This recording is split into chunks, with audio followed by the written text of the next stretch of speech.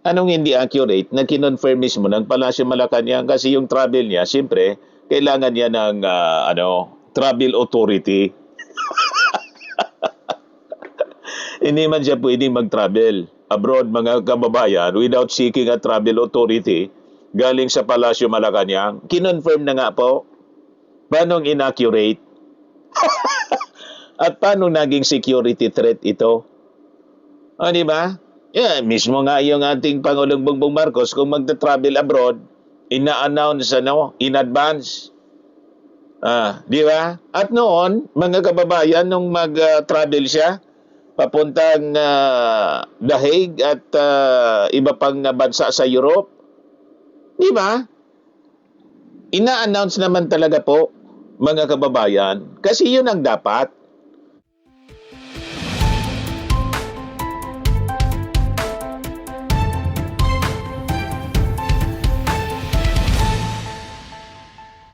Hello po mga kababayan, si Dante Maravillas. O, si Sara Duterte, mga kababayan, na magbabiyahe na naman pala.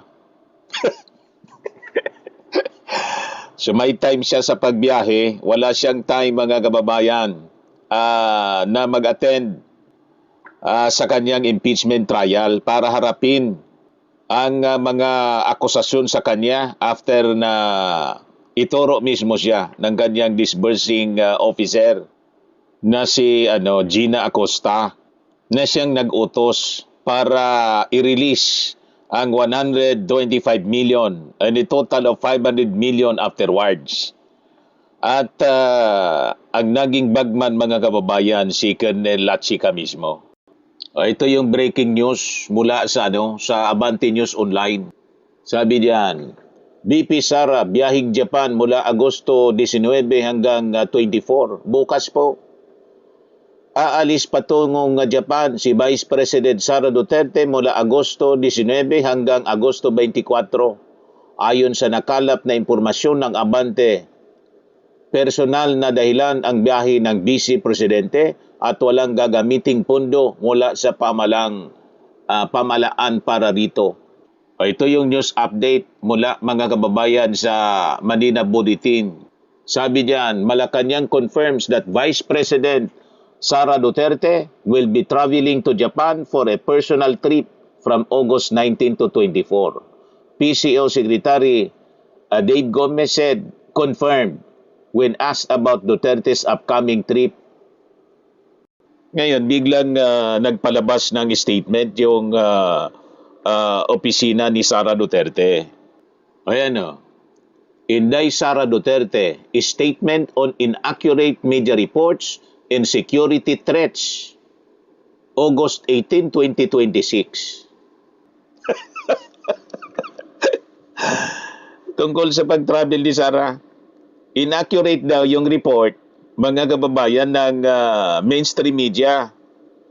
At saka, security threat daw ito. Yun ang trato. Kasi nag-leak yung information tungkol sa pag-travel ni Sara Duterte simula bukas hanggang August 24 papuntang Japan. Biglang naglabas ng statement si Sara Duterte. Yan o. Sabi diyan, statement on inaccurate media reports and security threats. The news reports published by ABS-CBN, Abante, and Bilyonaryo regarding my supposed trip to Japan are inaccurate. My plans have since changed, na bago daw. And the updated information on this matter was formally submitted to the Office of the President. I once again remind media organizations and news outlets of the importance of verifying information before publication. The rush to generate public attention or sensationalize a story should never take a precedence over the responsibility to report truthfully and accurately. Anong hindi accurate na kinonfirm mismo ng Palasyo Malacanang kasi yung travel niya, siyempre, kailangan niya ng travel authority. Hindi man siya pwedeng mag-travel abroad, mga kababayan, without seeking a travel authority galing sa Palasyo Malacanang. Kinonfirm na nga po. Paano inaccurate? At paano naging security threat ito? O, di ba? Yeah, mismo nga yung ating Pangulong Bongbong Marcos kung magta-travel abroad, ina-announce in advance. Di ba? At noon, mga kababayan, nung mag-travel siya, papuntang The Hague at iba pang bansa sa Europe, di ba? Ina-announce naman talaga po, mga kababayan, kasi yun ang dapat. It should be announced. O paano naging security threat ito tulad ng sinasabi ngayon ni Sara Duterte? Kasi ni-report ng mainstream media. O, paano naging inaccurate?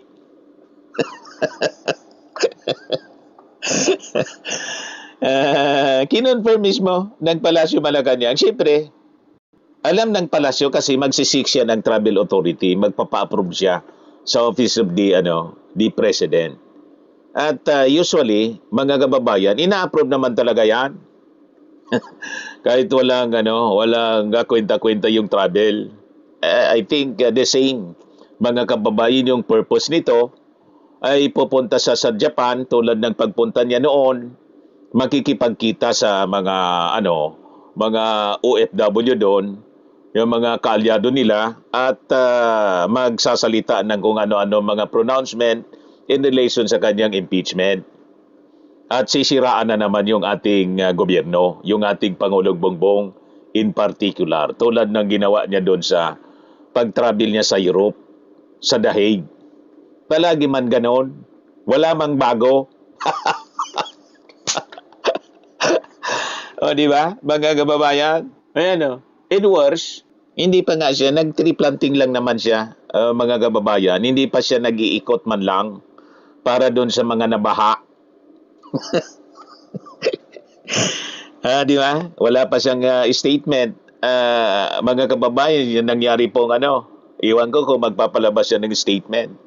Nangyaring karumal-dumal na shooting incident na kinamatay ng 4 na personalities. 2 estudyante doon sa Ateneo de Zamboanga University. Yung ating Pangulo nagpalabas na ng statement. Si Sara, inaabangan natin, wala pang statement kasi baka mag-backfire lang sa kanya na yung culture of violence kasi nagpauso sila. Anyway, ituloy natin yung kanyang statement dito sa kanyang pag-travel sana. Sabi nagbago. Yung travel niya pa Japan, simula bukas, my plans have since changed, sabi niya. I once again remind media organizations and news outlets of the importance of verifying information. Verified nga before publication. Verified, di ba? Kinonfirm ng Palasyo Malacanang. O ngayon, kung nag-change yung plano mo, di after na ma-confirm, nag-change kasi nag-leak. O, di ba? Pwede naman talagang magbago ang plano mo kasi ikaw yung may control sa buhay mo. Kung kailan mo gusto, kung itutuloy mo, hindi. Pero yung travel plan mo, siyempre magsisika ng approval, travel authority. Confirm. Yung reaction mga kababayan ni Sara. Such practices are inconsistent with the principle of responsible journalism. Pinagalitan pa yung mga reporters, yung mga dyaryo. A simple verification with the office of the Vice President would have been the rule of thumb for professional media organization. Likewise, I wish to again remind the office of the President that the continued publication or disclosure of my schedule is a matter of serious concern, particularly as it compromises my personal security and exposes me to heightened risk. Thank you. Sara Duterte, Vice President of the Philippines, August 18, 2026. So yung pag-disclose daw ng kanyang travel sa ibang bansa, nag-expose sa kanya sa serious threats. Paano mag-expose sa'yo sa serious threats na unang-una may security ka naman? Yung ating Pangulong Bongbong ay kung mag-travel abroad, advance yung announcement. So kung yung ating Pangulo mismo, advance yung announcement, pinapaalam at may kasama pang mga reporters to cover the official travel, anong problema po sa inyo? Di ba? Isa inyo naman ay hindi nga, puro lang personal eh. At kahit personal, yung travel ninyo po sa ibang bansa ay ina-approve naman po ng Office of the President. At may kasama naman kayong security. Anong problema ninyo? This is unfounded, itong mga allegations ninyo dahil in-expose ng Malacanang, nilik sa media yung pagta-travel ninyo. Ito ay serious threats na sa inyong security. Hindi kami naniniwala sa ganong mga palusot po ninyo. Unang-una, sobra-sobra na po yung travel ninyo. Wala man po kayong wala mang inuuing magandang balita man lang na papakinabangan ng ating mga mamamayang Pilipino. Pag nag-travel kayo, ang nakukuha namin puro kwento na paninira. Di ba? Yun ang ginagawa po ninyo. Pag pumunta sa ibang bansa, naninira lang.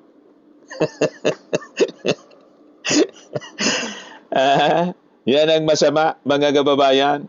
Pero kahit ganon ang inyong ginagawa, ina-approve pa rin yung travel ninyo kahit wala mang pakinabang yung ating mga mamamayan. Sayang lang ng oras ninyo na ginugugol ninyo dyan sa mga travel ninyo. Wala mang pakinabang yung ating mga mamamayan. Sayang pasweldo. Ang dapat sana na ginagawa po ninyo, imbes na mag-travel, sagutin ninyo ng personal yung mga akusasyon sa inyo. Lalo't itinuro na kayo mismo na siyang nag-utos ng release ng 125 million at saka yung kabuuan 500 million. Ipaliwanag ninyo saan napunta ang half billion na pondo ng bayan. Saan? Ito yung report ng GMA News. Sara Duterte to fly to Japan from August 19 to 24, says Palace. Kaya sabi ni Atty. Carlo Ibanez, bye. Kayo na muna, bahala sa baha at bagyo. Happy swimming. Mamamasyal lang muna ako. Babo, BP Sara. Sabi ni Atty. Carlo Ibanez. O, di ba? Mga kababayan, wala siyang paki. Basta magta-travel siya kahit binaba tayo dito sa Pilipinas. Walang epekto, mga kababayan yan sa kanya. At wala din siyang paki doon sa kanyang mga kasama sa Office of the Vice President. Wala kayo magsagot. Yan sabi ni Congressman Benny Abante, maawa ka naman anya sa mga staff mo. Ito si Congressman Manila Representative Benny Abante. Vice President, maawa ka naman sa mga staff mo. Ikaw na mismo pumunta rito, mag-explain ka. I think it would be the Vice President should come because she continues to make a mockery of Congress. Mandato namin to eh. Mandato ng Senado ito. Mandato ng Congress ito. Ibig sabihin, the office of the Vice President can make a mockery of the constitutional mandate of Congress to investigate and to put up an impeachment court. Dapat, humarap siya. Siya ang mag-explain. Huwag niyang sasabihin yan sa mga staff niya. Siya mismo, nakakaawa po yung mga staff niya nag-explain eh. Siya na mismo mag-explain.